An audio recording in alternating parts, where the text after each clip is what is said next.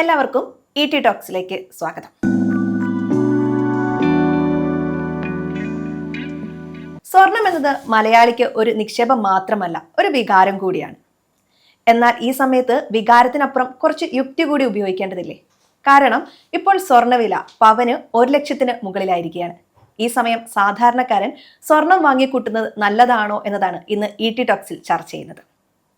എന്തുകൊണ്ടാണ് സ്വർണ്ണവില ഇത്ര അധികമായി ഉയരാൻ കാരണം?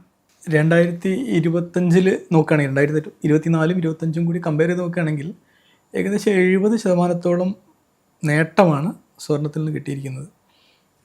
അപ്പം വേൾഡ് ഗോൾഡ് കൗൺസിലും ഗോൾഡ്സ്മാൻ സാക്സ് പോലുള്ള ധനകാര്യ സ്ഥാപനങ്ങളുടെ അല്ലെങ്കിൽ വലിയ വലിയ ആഗോള സ്ഥാപനങ്ങളുടെ ഒരു പ്രഡിക്ഷനും ഈ ഒരു മുന്നേറ്റം തുടരുന്നത് തന്നെയാണ്. പക്ഷേ ഇതൊരു അസാധാരണമായ നേട്ടമാണ് കഴിഞ്ഞ 2020 കിട്ടിയത്. നമുക്ക് പഴയകാല കണക്ക് നോക്കാം. എന്ന് വെച്ചാൽ 30 വർഷത്തോളം സ്വർണത്തിൽ നിക്ഷേപിച്ച ഒരാൾക്ക് ചരിത്രം നോക്കുകയാണെങ്കിൽ 8 മുതൽ 10% വരെ ഗ്രോത്താണ് കിട്ടിയിരിക്കുന്നത്. ഇനി ഒരു 20 വർഷത്തേക്കാണ് നിക്ഷേപിക്കുന്നതെങ്കിൽ അവർക്ക് കഷ്ടി ഒരു 12-നും 15-നും ഇടയിലൊക്കെയാണ് കിട്ടിയിരിക്കുന്നത്. ഇനി 10 വർഷത്തേക്കാണെങ്കിൽ അത് 15-17%, പിന്നെ ഒരു 5 വർഷത്തേക്കാണെങ്കിൽ അത് 21%, 2 വർഷത്തേക്കാണെങ്കിൽ അത് ഏകദേശം 36-നും 60 ആ ഒരു ലെവലിലാണ് കിട്ടിയിരിക്കുന്നത്. അപ്പോൾ ഒരു കാര്യം മനസ്സിലാവും, സമീപകാലത്തുള്ള വർധനവാണ് ഈ വലിയ നേട്ടത്തിന് കാരണം. അല്ലെങ്കിൽ കഴിഞ്ഞ വർഷം ഈ ഒരു 2025 ഈ നടപ്പ് വർഷത്തിൽ വന്ന വൻ കുതിച്ചുചാട്ടമാണ് ഈ പെർസെൻറ്റേജിനെ കൂട്ടിയിരിക്കുന്നത് മനസ്സിലാകും. അപ്പം ഇങ്ങനെ കൂടാൻ പല കാരണങ്ങളുണ്ട്. ഇതിൽ പ്രധാനപ്പെട്ട ഒരു കാരണം ഡോളറിൻ്റെ മൂല്യം കുറയുന്നതാണ് ഒരു പ്രധാനപ്പെട്ട കാരണം. കാരണം സ്വർണത്തിൻ്റെ വിപണനം എപ്പോഴും നടക്കുന്നത് ഈ ഡോളറിനെ അടിസ്ഥാനമാക്കിയാണ്. അപ്പോൾ ആഗോളതലത്തിൽ തന്നെ പല രാജ്യങ്ങളും പലിശ നിരക്കിൽ കുറവ് വരുത്തുന്നുണ്ട്. അമേരിക്കയും കുറവ് വരുത്തുന്നുണ്ട്. അമേരിക്ക കുറവ് വരുത്തുമ്പം എല്ലാവരും ശ്രദ്ധിക്കും. അപ്പോൾ അമേരിക്ക കുറവ് വരുത്തുമ്പോൾ സംഭവിക്കുന്നത് എന്താണ്? ഒന്ന്, ആളുകൾ ബാങ്ക് ഡിപ്പോസിറ്റ്, ഫിക്സഡ് ഡിപ്പോസിറ്റ് അതുപോലെ മറ്റ് നിക്ഷേപ മാർഗങ്ങളിൽ നിന്ന് എന്ത് ചെയ്യും? പണം പിൻവലിക്കും. എന്നിട്ട് അത് എങ്ങോട്ട് മാറ്റും? ഗോൾഡിലേക്ക് മാറ്റും. അപ്പം ഗോൾഡിന് എന്ത് ചെയ്യും? ഡിമാൻഡ് കൂടും. ഗോൾഡിന് ഡിമാൻഡ് കൂടും, ഡോളറിന് മൂല്യം കുറയും. ഡോളറിന് മൂല്യം കുറയുമ്പോൾ ഡോളർ മറ്റ് കറൻസികളുള്ള രാജ്യങ്ങളില്ലേ, അപ്പോൾ ആ കറൻസികൾ കുറേ കൂടി കരുത്തായിരിക്കുമല്ലോ. അപ്പോൾ ആ കറൻസികൾ എന്ത് ചെയ്യും? സ്വർണത്തിൽ കൊണ്ടുപോയി നിക്ഷേപിക്കും. അപ്പോൾ എന്ത് നടക്കും? വീണ്ടും സ്വർണത്തിന് ഡിമാൻഡ് കൂടും, ഡോളറിന് വില, സ്വർണത്തിന് എസ്പെഷ്യലി സ്വർണത്തിൻ്റെ ഡിമാൻഡ് കൂടും, സ്വർണത്തിന് വില കൂടും. മൂന്നാമത് ഈ geo political tension, Russia Ukraine വാർ, അതുപോലെ പശ്ചിമേഷ്യയിൽ നടക്കുന്ന ടെൻഷൻ, ഇതെല്ലാം കൂടി പരിഗണിക്കുമ്പോൾ അതുണ്ടാക്കുന്ന ഒരു ആളുകൾക്ക് അറിഞ്ഞുകൂടാ നാളെ എന്ത് സംഭവിക്കുന്നില്ല. ആ ഒരു അവസ്ഥയിൽ ആളുകൾ എന്ത് ചെയ്യിച്ചാൽ ഈ സ്റ്റോക്കിലോ മ്യൂച്വൽ ഫണ്ടിലോ ഫിക്സഡിലോ ഇടുന്നതിന് പകരം ഏറ്റവും സുരക്ഷിത നിക്ഷേപ മാർഗമെന്ന് കാലം തെളിയിച്ച സ്വർണത്തിൽ കൊണ്ടുപോയിട്ട് പണം മാറ്റും. സ്വാഭാവികമായിട്ടും സ്വർണത്തിന് അവിടെ എന്ത് കൂടും? ഡിമാൻഡ് കൂടും. അതുപോലെ തന്നെ ഇന്ത്യ, ചൈന, റഷ്യ പോലുള്ള രാജ്യങ്ങളിലെ സെൻട്രൽ ബാങ്കുകൾ, നമുക്കാണെങ്കിൽ റിസർവ് ബാങ്ക്, ഈ ബാങ്കുകളെല്ലാം തന്നെ ഒരു പരിചയമായിട്ട് ഒരു കരുതൽ സ്വർണം സൂക്ഷിക്കും. ഈ സമീപകാലത്ത് നോക്കുകയാണെങ്കിൽ ഈ 3 രാജ്യങ്ങളും ഈ കരുതൽ സ്വർണ്ണ ശേഖരം ഉണ്ടെങ്കിൽ കൂട്ടിക്കൊണ്ടിരിക്കുകയാണ്. കാരണം അവർ ഡോളറിൽ വിശ്വസിക്കുന്നില്ല, അവർ മറ്റു രാഷ്ട്രീയപരമായ കാരണങ്ങളല്ല എല്ലാം അവരെന്ത് ചെയ്യണം? ഈ നിക്ഷേപം കൂട്ടിക്കൊണ്ടിരിക്കുകയാണ്. അതും എന്തുണ്ടാക്കും? സ്വർണത്തിൻ്റെ ഡിമാൻഡ് കൂട്ടും. ഡിമാൻഡ് കൂടുമ്പോൾ വില കൂടും. അങ്ങനെ ഈ 4 ഘടകങ്ങളാണ് പ്രധാനമായിട്ടും സ്വർണ്ണവിലയെ സ്വാധീനിക്കുന്നത്. 2026 സ്വർണത്തിന് 1.5 ലക്ഷം രൂപയ്ക്ക് മുകളിൽ പോകുമെന്നൊരു റിപ്പോർട്ടുകൾ അല്ലെങ്കിൽ അത്തരം പറച്ചിലുകളൊക്കെ ഉണ്ട്. ഇത് സത്യമായിട്ടുള്ളൊരു കാര്യമാണോ? അത് മുഴുവൻ വായിക്കാതില്ല. മുഴുവൻ വായിച്ചു കഴിഞ്ഞാൽ മനസ്സിലാവും. കാരണം എന്താ പറയുക, 10 ഗ്രാമിനാണ് 1.5 ലക്ഷം ആകുമെന്ന് പറയുന്നത്. ഇപ്പോൾ JP Morgan ആണെങ്കിലും HSBC ആണെങ്കിലും കോഡാക്ക് ആണെങ്കിലും ആക്സിസ് ബാങ്ക് ആണെങ്കിലും വെഞ്ചൂറ സെക്യൂരിറ്റീസ് ആണെങ്കിലും ഇത്തരം ധനകാര്യ സ്ഥാപനങ്ങളെല്ലാം തന്നെ വില 1.5 ലക്ഷത്തിൽ എത്തുമെന്ന് പറഞ്ഞിട്ടുണ്ട്. എന്ന് വെച്ചാൽ 10 ഗ്രാമിന് 1.5 ലക്ഷം എത്തുമെന്ന് പറഞ്ഞിട്ടുണ്ട്. എന്ന് വെച്ചാൽ ഇപ്പോൾ അത് ഏകദേശം 10 ഗ്രാമിന് 1.30 ലക്ഷമാണ്. അപ്പോൾ അധികം വ്യത്യാസമൊന്നുമില്ല, 20,000-ൻ്റെ വ്യത്യാസമേ ഉള്ളൂ.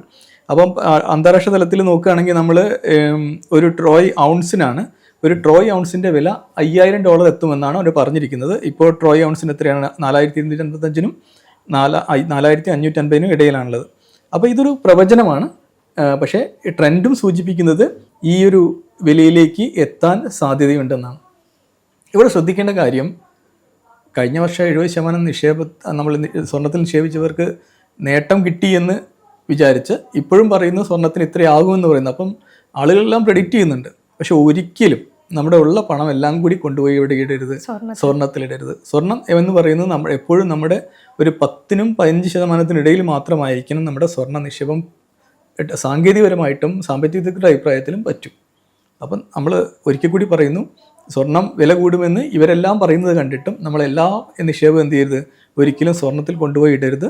സ്വർണ്ണം ഒരു പെർട്ടിക്കുലർ പെർസെൻറ്റേജ് ഇടാൻ പാടുള്ളൂ. നമ്മൾ ഈ പറയുന്നത് എല്ലാം ജനറലായ എഡ്യൂക്കേഷൻ പർപ്പസിന് വേണ്ടി പറയുന്ന കാര്യങ്ങളാണ്. ഇതൊരു ഉപദേശമായിട്ട് സ്വീകരിക്കരുത്. എന്ന് വെച്ചാൽ സ്വർണത്തിന് വില കൂടുമെന്ന് നമ്മൾ പറഞ്ഞതുകൊണ്ട് പോയി സ്വർണത്തിൽ ഇടരുത്. നിങ്ങൾ നിക്ഷേപം എപ്പോഴും എന്ത് ചെയ്യണം, അറിയുന്ന ആളുകളോട് ചോദിച്ച് മനസ്സിലാക്കി വേണം ചെയ്യാൻ. സാമ്പത്തിക ഉപദേശകരുടെ സേവനം സ്വീകരിക്കേണ്ടതുണ്ട്. വില ഇത്രയും ഉയരുന്ന സാഹചര്യത്തിൽ മലയാളി എങ്ങനെയാണ് നിക്ഷേപം നടത്തേണ്ടത്? അതുപോലെ കല്യാണമൊക്കെ വരുന്നവർ കൂടുതൽ സ്വർണം വാങ്ങുന്നൊക്കെ ഒരു രീതി ഇവിടെ ഉണ്ടല്ലോ. അപ്പം കല്യാണമൊക്കെ വരുന്നവർ എങ്ങനെയാണ് സ്വർണത്തിൽ നിക്ഷേപിക്കേണ്ടത്? അപ്പോൾ നമുക്കത് ഒരു മലയാളി സൈക്കോളജി തന്നെ നോക്കാം. എന്തിനാണ് നമ്മൾ സ്വർണ്ണ ആഭരണങ്ങൾ വാങ്ങുന്നത്? ഇടാൻ വേണ്ടി അല്ലേ? അപ്പം അണിയാൻ വേണ്ടിയാണ് നമ്മൾ ആഭരണങ്ങൾ വാങ്ങുന്നത്. നിക്ഷേപത്തിന് ആഭരണങ്ങൾ വാങ്ങുന്നത് ബുദ്ധിയല്ല. അപ്പം നമ്മൾ അണിയുക എന്ന് പറയുന്ന അല്ലെങ്കിൽ ഒരു സോഷ്യൽ സ്റ്റാറ്റസ് എന്ന് പറയുന്ന സംഗതിക്ക് വേണ്ടിയാണ് പലപ്പോഴും നമ്മൾ സ്വർണം വാങ്ങുന്നത്. പക്ഷേ അതിന് പലപ്പോഴും പലരും മേമ്പൊടിയായിട്ട് പറയാറുണ്ട്, സ്വർണം നിക്ഷേപമല്ലേ, ഞാൻ വാങ്ങി കയ്യിൽ സൂക്ഷിക്കുന്നത് ആണ് എന്ന് പറയുന്നു. അപ്പോൾ നമുക്കത് ഓരോന്നോരോന്നായി നോക്കാം. അപ്പോൾ നമ്മൾ ആദ്യം സ്വർണ്ണാഭരണം വാങ്ങുന്നവരുടെ സൈക്കോളജി നോക്കാം. വില കയറി പോകുന്നുണ്ട്, ഇപ്പോൾ വാങ്ങി വെച്ചാൽ നാളെ മറ്റന്നാൾ അത് ഉപകാരപ്പെടും. ഇതാണ് ബേസിക് സൈക്കോളജി. രണ്ടാമത്തെ പോയിന്റ് എന്താണ്, കുട്ടിയുടെ അല്ലെങ്കിൽ മോളുടെ കല്യാണം വരുന്നുണ്ട് 5 വർഷം കഴിഞ്ഞ്, അപ്പോൾ അപ്പോഴേക്കും ഇപ്പം തന്നെ വാങ്ങി വെക്കാൻ തുടങ്ങിയ സമാധാനമാണല്ലോ എന്ന് പറയുന്ന രണ്ടാമത്തെ ഒരു പോയിന്റ്. മൂന്നാമത്തെ പോയിന്റ് എന്താണ്, ഇതൊരു തരം സമ്പാദ്യശീലം കൂടിയാണ്. ഞാൻ പണം എടുത്തു വെക്കുന്നുണ്ട് അല്ലെങ്കിൽ സ്വർണ്ണമാക്കി വെക്കുന്നുണ്ടല്ലോ എന്ന് പറയുന്ന ഒരു സമ്പാദ്യശീലം കൂടിയാണ്. ഈ 3 പോയിന്റാണ് സാധാരണ ഗതിക്ക് സ്വർണം വാങ്ങാൻ അല്ലെങ്കിൽ ആഭരണം വാങ്ങാൻ തീരുമാനിക്കുന്ന ഒരാളുടെ മനസ്സിലുള്ളത്. പിന്നെ ഒരു ആഭരണം ഇഷ്ടപ്പെടുന്ന ആളുകൾ എന്ത് ചെയ്യും, ഇതൊരു ന്യായീകരണമായിട്ടും മാറ്റും. ആ പെണ്ണ് വലുതായി വരികയാണ്, ഒരു 5 പവൻ വാങ്ങി വെച്ചോ 2 പവൻ വാങ്ങി വെച്ചോ നിരന്തരം നമ്മൾ കേൾക്കാൻ തുടങ്ങും. അവരും അതിന് വാങ്ങി വെച്ചുകൊണ്ടിരിക്കും. അപ്പോൾ നമുക്കതൊരു നിക്ഷേപ രീതിയിൽ നമുക്ക് നോക്കുകയാണെങ്കിൽ ഒരു മാല വാങ്ങുകയാണെന്ന് കരുതിക്കും. മാല വാങ്ങുമ്പോൾ നമ്മൾ എന്ത് ചെയ്യും, 5 മുതൽ 20% വരെ പണിക്കൂലി കൊടുക്കേണ്ടി വരും അല്ലേ? അപ്പോൾ നമുക്ക് ഒരു 10 വർഷം കഴിഞ്ഞാണ് മോളുടെ കല്യാണം എന്ന് കരുതുക. അപ്പോൾ നമ്മൾ ഒരു മാല വാങ്ങി 10 വർഷം കഴിഞ്ഞ് കല്യാണത്തിനുള്ള മോക്കുള്ള മാലയാണ് വാങ്ങിയിരിക്കുന്നത്. അവിടെ 20% പണിക്കൂലി കൊടുത്തു എന്ന് കരുതുക, അല്ലെങ്കിൽ 10% പണിക്കൂലി കൊടുത്തു എന്ന് കരുതുക. എന്ത് സംഭവിക്കും? 10 കൊല്ലം കഴിഞ്ഞാൽ മോൾക്ക് ആ മാല പറ്റൂല, കാരണം ഫാഷൻ മാറിയിട്ടുണ്ടാവും അല്ലേ? അപ്പോൾ സ്വാഭാവികമായിട്ടും എന്ത് നടക്കും, ഈ മാല നമ്മൾ ഓൾറെഡി നമ്മൾ 10% പണിക്കൂലി കൊടുത്തു. ഈ സ്വർണം നമ്മൾ വിൽക്കാൻ വേണ്ടി ചെല്ലുമ്പോൾ നമുക്ക് എന്ത് കിട്ടില്ല, ഈ 10% കിട്ടില്ല. അതുകൂടാണ്ട് നമ്മൾ പുതിയ സ്വർണത്തിൽ എന്ത് ചെയ്യും, 10% പണിക്കൂലി വീണ്ടും കൊടുക്കും അല്ലേ? പിന്നെ ഈ സ്വർണം വാങ്ങുമ്പോൾ എന്തുണ്ട്, GST ഉണ്ട് അല്ലേ? അപ്പോൾ അവിടെ സ്വർണം മാറ്റി വാങ്ങുമ്പോൾ അവിടെ എന്തുണ്ടായിരിക്കും, GST ഉണ്ടായിരിക്കും. അപ്പോൾ ഈ ഒരു ചിലവൊന്നും ആരും കാണില്ല. ഞാൻ സ്വർണം വാങ്ങി വെക്കുന്നു, ഞാൻ 10 വർഷം കഴിഞ്ഞിട്ട് എൻ്റെ മോൾ ഈ സ്വർണം അതേപോലെ ഒന്നും ഇടില്ല, കാരണം അവർക്ക് പുതിയ ഫാഷനും പുതിയ രീതികളൊക്കെ വേണ്ടി വരും. അപ്പോൾ സ്വാഭാവികമായിട്ടും നമ്മൾ അവിടെ അഡീഷണൽ ചിലവ് കൊടുക്കുന്നുണ്ട്. പിന്നെ ആഭരണം വാങ്ങുമ്പോഴുള്ള പണിക്കൂലി എന്ന കാര്യം നമ്മൾ മനസ്സിൽ വെക്കണം. ആഭരണം വാങ്ങുമ്പോൾ GST എന്ന സാധനം നമ്മൾ മനസ്സിൽ വെക്കണം. പിന്നെ ഇത് സൂക്ഷിച്ച് വെക്കൽ വലിയ പണിയല്ലേ? എന്താണ് സൂക്ഷിച്ച് വെക്കുകയാണെങ്കിൽ, നമ്മൾ വീട്ടിൽ വെക്കുകയാണെങ്കിൽ എപ്പോഴും ടെൻഷനാണ് ഫിസിക്കൽ സ്വർണ്ണം സൂക്ഷിച്ച് വെക്കുക എന്നുള്ളത്. അങ്ങനെ അതിന് മറികടക്കാൻ വേണ്ടി നമ്മൾ ബാങ്ക് ലോക്കറിൽ കൊണ്ടുവച്ചാലോ, ആ ലോക്കറിൻ്റെ ഉള്ളിലുള്ളതിന് ആര് പറയും, ഗ്യാരണ്ടി പറയില്ല, ബാങ്ക് ഗ്യാരണ്ടി പറയില്ല. അവർ നമ്മൾ തുറക്കുക എടുക്കുക എന്ന് മാത്രമേ ഉള്ളൂ. നമ്മളവിടെ എന്ത് വേണം കൊണ്ടുവയ്ക്കാം. അവരതിലുള്ള സ്വർണ്ണത്തിന് അവർ സ്വാഭാവികമായി ഇൻഷുറൻസും മറ്റും കാണും. പക്ഷെ പരിപൂർണമായിട്ടും നമുക്കത് അങ്ങനെയൊക്കെ നോക്കുകയാണെങ്കിൽ നമുക്ക് ഈ സ്വർണ്ണം കൊണ്ടു നടക്കുന്നത് വലിയ ബാധ്യതയാണ്. ഫിസിക്കൽ ഗോൾഡ് ഹാൻഡിൽ ചെയ്യുന്നതും ബുദ്ധിമുട്ടാണ്. അപ്പോൾ ഈ 2 ഘടകങ്ങളുണ്ട്. പിന്നെയോ നമ്മൾ ചിലർ വിചാരിക്കും അങ്ങനെയാണെങ്കിൽ കോയിൻ വാങ്ങി വയ്ക്കാം. കോയിൻ വാങ്ങി വെച്ചാൽ ഒരുവിധം കാര്യങ്ങളൊക്കെ മാച്ചാണ്. എന്താണ്, നല്ല പ്യൂരിറ്റിയാണ്. 24 ക്യാരറ്റ് ഗോൾഡ് ആയിരിക്കും ഉണ്ടായിരിക്കുക. നമ്മൾ ആഭരണം പലപ്പോഴും 22 ക്യാരറ്റേ കാണും. അപ്പോൾ നല്ല പ്യൂരിറ്റിയുള്ള സ്വർണ്ണം നമുക്ക് കിട്ടും. പിന്നെയോ മേക്കിംഗ് ചാർജ് വളരെ കുറവാണ്. കാരണം 1% മറ്റ് വളരെ 1%-നും 3% ഇടയിൽ മാത്രമേ ഉള്ളൂ. അപ്പുറത്തെ പോലെ നമുക്ക് 5-20 കൊടുക്കേണ്ട കാര്യമില്ല. അതൊരു കാര്യമാണ്. പിന്നെ ഇത് നമുക്ക് നേരത്തെ സ്വർണ്ണം വാങ്ങി വെക്കുന്ന ആളുകൾ പറയുന്ന ഒരു എക്സ്ക്യൂസ് ഉണ്ട്, എനിക്ക് അത്യാവശ്യം വന്നാൽ എന്ത് ചെയ്യാം, ഇതുകൊണ്ട് പണയം വെക്കാലോ, അല്ലെങ്കിൽ എനിക്ക് എപ്പോൾ വേണമെങ്കിൽ വിറ്റ് ഒഴിവാക്കി ക്യാഷ് ആക്കാമല്ലോ. പക്ഷേ വിറ്റ് ഒഴിവാക്കുമ്പോൾ നമ്മൾ ശ്രദ്ധിക്കേണ്ട കാര്യം എന്താണെന്ന് വെച്ചാൽ, പണിക്കൂലി വിറ്റ് ഒഴിവും കിട്ടുമോ? ഇതിന് മൊത്തം വളർച്ചാ നിരക്ക് എന്ന് പറയുന്ന പെർസെൻറ്റേജ് പണിക്കൂലിയായിട്ട് കൊടുത്തിട്ട് ഈ പണിക്കൂലി നമുക്ക് വിറ്റ് ഒഴിവാക്കും കിട്ടില്ല. അപ്പോൾ അതുകൂടാതെ തന്നെ ഇനി വിറ്റൊഴി നോക്കുമ്പോൾ തേയ്മാനം എന്ന് പറഞ്ഞ വേറൊരു സാധനം അവർ അഴുക്കാണ് അതാണ് ഇതാണെന്നൊക്കെ പറഞ്ഞ് കുറച്ച് വേറെ തട്ടിക്കുറയ്ക്കും. അല്ലെങ്കിൽ അവരത് മുഴുവൻ ചൂടാക്കി അതിലെന്തൊക്കെ വരുത്താൻ പറ്റും അതൊക്കെ വരുത്തിയിട്ടേ പോവുള്ളൂ. അപ്പോൾ ഇതൊക്കെ നോക്കുമ്പോൾ നമ്മുടെ ആ ഫിസിക്കൽ ഗോൾഡ് എന്ന് പറയുന്നത് എപ്പോഴും നമുക്ക് ബുദ്ധിമുട്ടായിട്ട് മാറാനുള്ള അല്ലെങ്കിൽ നമുക്ക് നഷ്ടം വരുത്താനുള്ള സാധ്യതയുണ്ട്, റിസ്ക് ഉണ്ട്, ഒക്കെ ഉണ്ട്. അതേ സമയത്ത് എങ്ങനെയുള്ള ആളുകൾക്കൊക്കെ ഫിസിക്കൽ ഗോൾഡ് പറ്റും? 6 മാസം കഴിഞ്ഞിട്ടാണ് അല്ലെങ്കിൽ 1 വർഷം കഴിഞ്ഞിട്ടാണ് മോളുടെ കല്യാണം വരുന്നതെങ്കിൽ നമുക്ക് വാങ്ങി വയ്ക്കാം. കാരണം എന്തായാലും സ്വർണ്ണത്തിന് വില കൂടുമെന്ന് നമുക്ക് റഫായിട്ട് കാൽക്കുലേഷൻ ഉണ്ട്, നമുക്ക് വാങ്ങി വയ്ക്കാം. ഇത് നമുക്ക് അല്ലെങ്കിൽ നമുക്ക് എന്ത് ചെയ്യാം, ഈ ജ്വല്ലറികളുടെ ഗോൾഡ് സ്കീമുണ്ട്. ഈ ഗോൾഡ് സ്കീമിൽ ചേരുമ്പോൾ ശ്രദ്ധിക്കണം, ജ്വല്ലറികൾ അത്രമാത്രം ശക്തമായ നല്ല ജ്വല്ലറികളായിരിക്കണം. നല്ല ബ്രാൻഡഡ് ജ്വല്ലറികളുടെ ഗോൾഡ് സ്കീമിൽ ചേരാം. അത് പലപ്പോഴും നമുക്ക് പണിക്കൂലിയിൽ നിന്നും വിലവർധനവിൽ നിന്നും നമുക്ക് പ്രൊട്ടക്ഷൻ തരും. പിന്നെ മറ്റൊന്ന്, നമ്മൾ കല്യാണം ഇപ്പോൾ 1 വർഷം കൊണ്ട് നടക്കുകയാണ് എന്ന് ഉറപ്പാക്കി കഴിഞ്ഞാൽ നമുക്ക് എന്ത് ചെയ്യാൻ പറ്റും, ഏതെങ്കിലും ജ്വല്ലറി പോയിട്ട് അഡ്വാൻസ് കൊടുക്കാൻ പറ്റും. അഡ്വാൻസ് കൊടുക്കുമ്പോൾ സ്വാഭാവികമായിട്ടും അഡ്വാൻസ് കൊടുത്ത പ്രൈസിനായിരിക്കും നമുക്ക് സ്വർണം കിട്ടുക. അവരെന്ത് ചോദിച്ചാൽ ഏകദേശം നമ്മൾ 50 പവനാണ് പറയുന്നതെങ്കിൽ അത് ബ്ലോക്കാക്കി വെക്കുന്നതുകൊണ്ട് അവർക്കും ബുദ്ധിമുട്ടില്ല. അപ്പോൾ നമുക്ക് അങ്ങനെ ചെയ്യാം. പക്ഷേ ഒരു 10 വർഷം കഴിഞ്ഞിട്ടാണെങ്കിലോ കല്യാണം, 10 വർഷത്തേക്കുള്ള കല്യാണത്തിനുള്ള സ്വർണം നമ്മൾ ഇപ്പോഴേ വാങ്ങി വെക്കുകയാണെങ്കിൽ അത് അത്ര നല്ല തീരുമാനമല്ല. കാരണം എന്താ, ഈ ഇത്രയും കാലം നമ്മൾ ഈ ഫിസിക്കൽ ഗോൾഡ് നേരത്തെ പറഞ്ഞ എല്ലാ ബുദ്ധിമുട്ടുകളും ഉണ്ട്. അതിന് നല്ലത് നമ്മുടെ മറ്റു മാർഗ്ഗങ്ങളാണ്. പേപ്പർ ഗോൾഡ് പോലുള്ള എന്ന് വെച്ചാൽ ഗവൺമെൻറ് സോവറിൻ ഗോൾഡ് ബോണ്ടാണ് ഏറ്റവും നല്ല ഓപ്ഷൻ. സോവറിൻ ബോണ്ട് ഗവൺമെൻറ് തന്നെയാണ്, ആ സെക്യൂരിറ്റി എല്ലായ്പ്പോഴും ഉണ്ടായിരിക്കും. ഇതിന് ഗവൺമെൻറ് തന്നെ ഏകദേശം എത്രയാണ്, ഒരു 2-3% ബോണസ് നൽകുന്നുണ്ട്, ഗവൺമെൻറ് തന്നെ നൽകുന്നുണ്ട്. ഇത് നമുക്ക് ഗവൺമെൻറ് ഡിഫറെൻറ്റ് സമയത്താണ് ഇത് പ്രഖ്യാപിക്കുക. അതുകൂടാതെ 8 വർഷം കഴിഞ്ഞാൽ നമുക്കതിൻ്റെ ഫുൾ ബെനിഫിറ്റോടുകൂടി പണം തിരിച്ച് കിട്ടും. അതുപോലെ തന്നെ അതിൻ്റെ മെച്യൂരിറ്റിയിലുള്ള വരുന്ന ക്യാപിറ്റൽ ഗെയിൻ ടാക്സും കാണില്ല. ആകെ ഡ്രോബാക്ക് എന്ന് പറയുന്നത് ഈ പണം 5 വർഷം ലോക്കായിരിക്കും എന്നതാണ് ഡ്രോബാക്ക് ഉള്ളത്. അപ്പോൾ നമുക്ക് 10 വർഷം കല്യാണം ഉള്ള അല്ലെങ്കിൽ 10 വർഷത്തിന് ശേഷം കല്യാണമുള്ള ഒരു കുട്ടിക്ക് വേണ്ടിയിട്ട് ഇങ്ങനത്തെ സോവറിൻ ഗോൾഡ് ഫണ്ടിൽ നിക്ഷേപിക്കുകയാണെങ്കിൽ സ്വാഭാവികമായിട്ടും നമുക്ക് 8 വർഷം കഴിഞ്ഞാൽ പണം പിൻവലിക്കാം. സപ്പോസ് 9 വർഷം കഴിഞ്ഞിട്ട് പണം പിൻവലിക്കുന്നു. പണം പിൻവലിച്ചതിന് ശേഷം തൊട്ടടുത്തൊരു ജ്വല്ലറിയിൽ പോയിട്ട് നമ്മൾ അഡ്വാൻസ് കൊടുക്കുന്നു. ആ ബോണ്ട് വിറ്റുന്ന പണം അഡ്വാൻസ് കൊടുത്തു കഴിഞ്ഞ് അപ്പോൾ നമുക്ക് തീർച്ചയായിട്ടും പുതിയ ട്രെൻഡിലുള്ള പുതിയ ഡിസൈനുകളൊക്കെ നമുക്ക് എടുക്കാനുള്ള ഒരു ഫ്രീഡം കിട്ടും. ഗോൾഡിൻ്റെ വിലയുടെ ആ ഒരു സംഗതിയെ നമുക്ക് ബ്ലോക്ക് ചെയ്യാനും പറ്റും. അപ്പോൾ അങ്ങനെയൊക്കെ നമ്മൾ പ്രാക്ടിക്കലായിട്ട് വേണം തീരുമാനിക്കാൻ. വെറുതെ ഇമോഷൻ്റെ പുറത്ത് പോയിട്ട് ആഭരണങ്ങൾ വാങ്ങിയിട്ട് ആഭരണങ്ങൾ നമുക്ക് അതൊരു ഷോ ബിസിനസ്സാണ്, അത് നമുക്കൊരു നിക്ഷേപം എന്ന് പറയാൻ പറ്റില്ല. അപ്പോൾ രണ്ടായിട്ട് തന്നെ കാണണം. ആഭരണം അണിയാനുള്ളതാണ്, നിക്ഷേപിക്കാനാണെങ്കിൽ സ്വർണത്തിൽ നമ്മൾ നമ്മുടെ ആ കാലയളവ് കൂടി പരിഗണിച്ച് വേണം നല്ലൊരു തീരുമാനം എടുക്കാൻ. ഷിനോദ് സാറ് പറയുന്ന അനുസരിച്ച് നമ്മൾ നിക്ഷേപം നടത്താൻ വേണ്ടി അപ്പോൾ പേപ്പർ ഗോൾഡ് ആണ് കുറച്ചും കൂടെ നല്ലത്. അതെ, തീർച്ചയായിട്ടും അതിന് പല പല മാർഗ്ഗങ്ങളുണ്ട്. ഒന്നാമത്തെ മാർഗ്ഗം നമ്മൾ സോവറിൻ ബോണ്ട് എന്ന് ഗോൾഡ് ബോണ്ട് നമ്മൾ പറഞ്ഞു. കൂടാതെ ഡിജിറ്റൽ ഗോൾഡ് ഉണ്ട്. ഡിജിറ്റൽ ഗോൾഡ് പല പ്രമുഖ കമ്പനികളും ഡിജിറ്റൽ ഗോൾഡ് നൽകുന്നുണ്ട്. ഈ ഡിജിറ്റൽ ഗോൾഡിൽ നിക്ഷേപിക്കുമ്പോൾ എന്തൊക്കെ ശ്രദ്ധിക്കണമെന്ന് പറയുന്ന വീഡിയോ നമ്മൾ നേരത്തെ ചെയ്തിട്ടുണ്ട്. അപ്പോൾ ഡിജിറ്റൽ ഗോൾഡ് ആണെങ്കിൽ നമുക്ക് 100 രൂപ മുതൽ നിക്ഷേപിച്ച് തുടങ്ങാം. അത് നമുക്ക് എപ്പോൾ വേണമെങ്കിൽ ഫിസിക്കൽ ഗോൾഡാക്കി മാറ്റാം. ഫിസിക്കൽ ഗോൾഡാക്കി മാറ്റുമ്പോൾ ചാർജ് ഉണ്ടായിരിക്കും.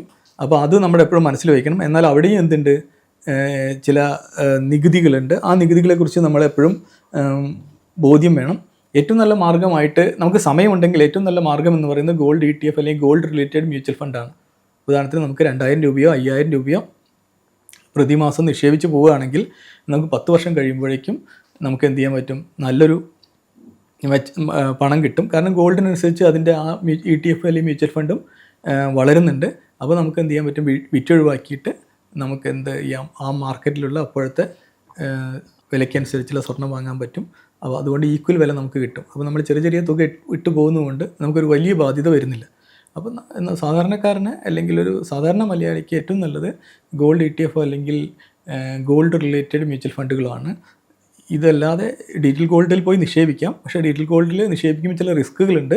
അതിനൊരു റിസർവ് ബാങ്കിൻ്റെ ഒരു ചട്ടക്കൂടിന് ചില പരിമിതികളുണ്ട്. അത് നമ്മൾ മറ്റൊരു വീഡിയോയിൽ പറയുന്നുണ്ട്. ആ പരിമിതികൾ കൂടി മനസ്സിലാക്കണം, എന്നിട്ട് വേണം നിക്ഷേപിക്കാൻ. പല പ്രമുഖ ധനകാര്യ സ്ഥാപനങ്ങളും ഈ ഡിജിറ്റൽ ഗോൾഡ് നൽകുന്നുണ്ട്. ഡിജിറ്റൽ ഗോൾഡ് ആണെങ്കിൽ നമുക്ക് ഫിസിക്കലാക്കി മാറ്റാൻ പറ്റും. മറ്റേ ETF ആണെങ്കിൽ നമുക്ക് ഫിസിക്കലാക്കി മാറ്റാൻ പറ്റില്ല. വിറ്റ ഉടനെ തന്നെ നമുക്ക് എന്ത് ചെയ്യാം, വാങ്ങാൻ പറ്റും. അപ്പോഴും നമുക്ക് അപ്പോഴത്തെ മാർക്കറ്റ് വിലയ്ക്ക് കിട്ടുന്നു എന്നതുകൊണ്ട് വലിയ നഷ്ടമൊന്നും ഉണ്ടാവില്ല. അതുകൊണ്ട് നമ്മൾ പറഞ്ഞു വരുന്ന ചുരുക്കി ഇത്രയേ ഉള്ളൂ.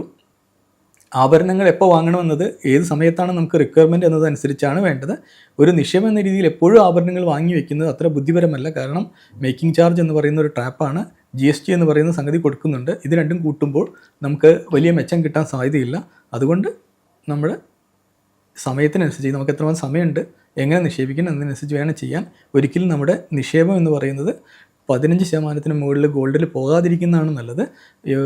കൃത്യമായിട്ട് പറയുകയാണെങ്കിൽ 60% വരെ നമുക്ക് എന്ത് ചെയ്യാം, സ്റ്റോക്കിലോ മ്യൂച്വൽ ഫണ്ടിലോ നിക്ഷേപിക്കാം. ഈ മ്യൂച്വൽ ഫണ്ട് നമ്മുടെ ഗോൾഡ് എന്ന് പറയുന്ന സാധനമല്ല, പൊതുവെയുള്ള കാര്യങ്ങളാണ് പറയുന്നത്. പിന്നെ ഒരു 20% നമുക്ക് കടപത്രങ്ങളിൽ, ഡെറ്റുകളിലൊക്കെ നിക്ഷേപിച്ച് നമുക്ക് സേഫായി നിൽക്കാം. ഇങ്ങനെ ഒരു ബാലൻസ്ഡ് പോർട്ട്ഫോളിയോ ആണ് നമുക്ക് വേണ്ടത്. ഗോൾഡ്, കടപത്രങ്ങൾ, സ്റ്റോക്ക്, ഇങ്ങനെ ഒരു ബാലൻസ്ഡ് രീതിയിൽ നമുക്ക് പോവുകയാണെങ്കിൽ നമുക്ക് നമ്മുടെ നിക്ഷേപത്തിനെ ഒരു പരിധിവരെ മറ്റ് ആക്രമണങ്ങളിൽ നിന്നൊക്കെ പ്രൊട്ടക്റ്റ് ചെയ്യാൻ സാധിക്കും. സ്വർണം എപ്പോഴും സ്വർണം തന്നെയാണ്. പക്ഷേ ലോൺ എടുത്ത് നമ്മൾ ഒരിക്കലും സ്വർണം വാങ്ങാൻ നിൽക്കരുത്. കടം വാങ്ങി സ്വർണത്തിൽ നിക്ഷേപിച്ചാലും കൽക്കരിയിൽ നിക്ഷേപിച്ചാലും അപകടമാണെന്ന് നമ്മൾ തിരിച്ചറിയണം. നമ്മുടെ കയ്യിൽ വരുന്ന ബാക്കിയുള്ള തുക കൊണ്ടാണ് നമ്മൾ സ്വർണത്തിൽ നിക്ഷേപം നടത്തേണ്ടത്. ഇത്തരം സാമ്പത്തിക വീഡിയോകൾ നിങ്ങൾക്ക് ഇഷ്ടമാണെങ്കിൽ നമ്മുടെ ചാനൽ സബ്സ്ക്രൈബ് ചെയ്യുക, ലൈക്ക് ചെയ്യുക, വീഡിയോ ഷെയർ ചെയ്യുക.